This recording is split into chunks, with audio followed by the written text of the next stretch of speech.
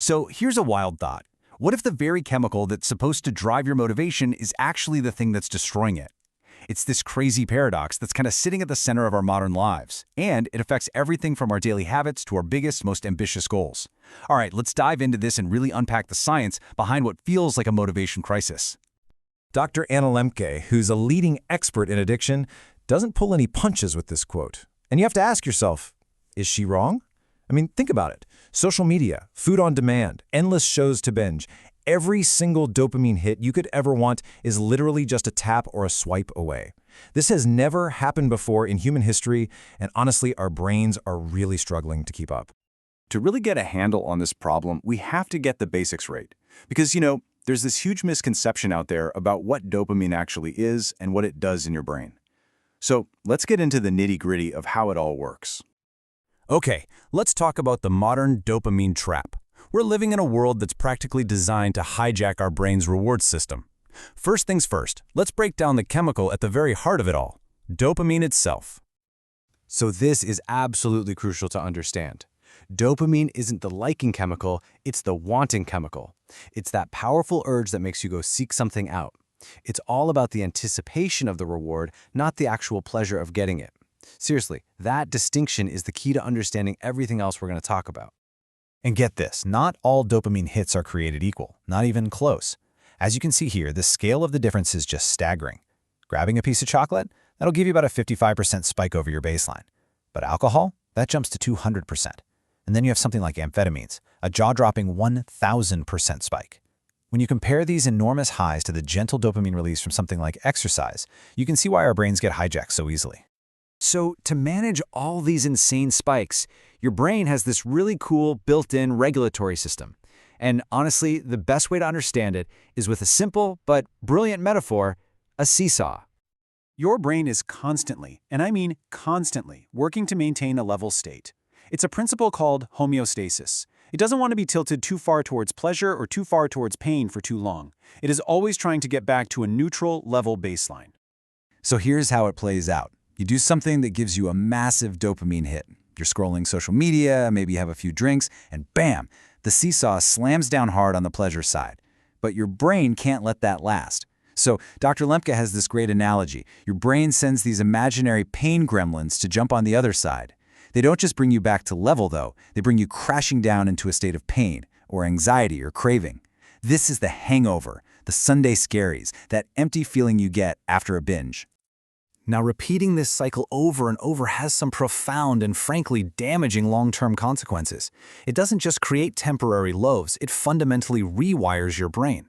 So let's look at how this dopamine debt starts to build into a much, much bigger problem. This is that sneaky process of neuroadaptation, or what we all call tolerance. Your brain gets so used to those huge pleasure spikes that your whole baseline starts to drop. Those pain gremlins, they essentially set up camp on the pain side of the seesaw. And pretty soon, you're not even chasing a high anymore. You're just desperately trying to get back to feeling normal. And this quote from Andrew Huberman just nails the end result. When one single thing provides such an outsized, massive dopamine hit, everything else just looks dull in comparison. A beautiful sunset, a good conversation, a walk outside, all the simple joys of life, they just don't register anymore.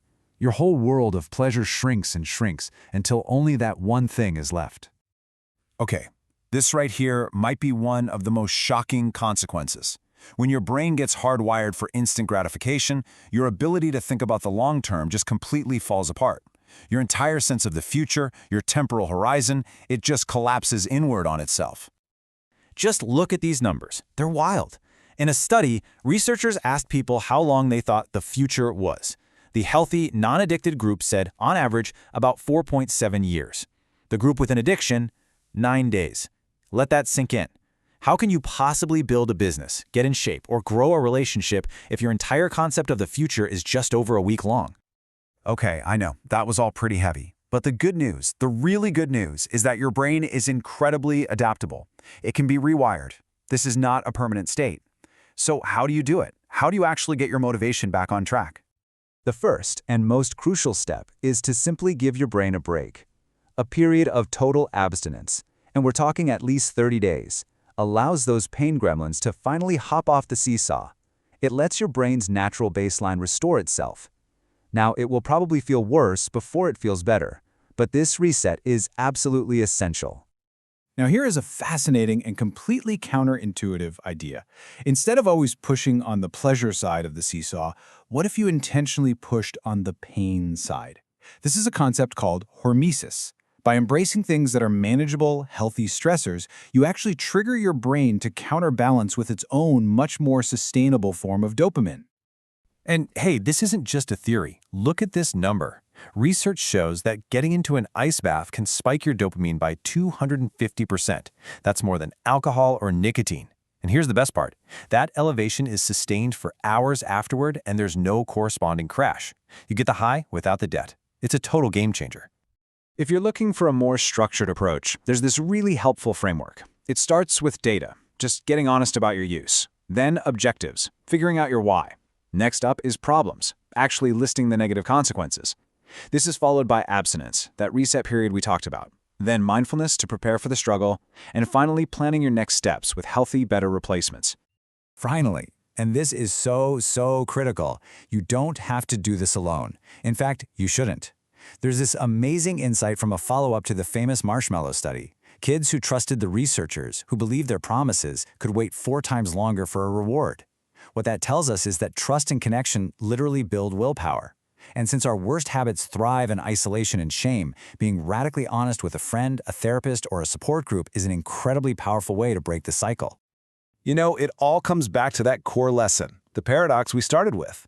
Our culture screams at us to chase pleasure at all costs, but our own neuroscience shows us that's a direct path to misery. The key isn't to avoid pleasure, but to stop chasing the easy, artificial highs that always leave us in debt. So that leaves us with a final question for you. It could be an ice bath, a really tough workout, or maybe that difficult conversation you've been avoiding.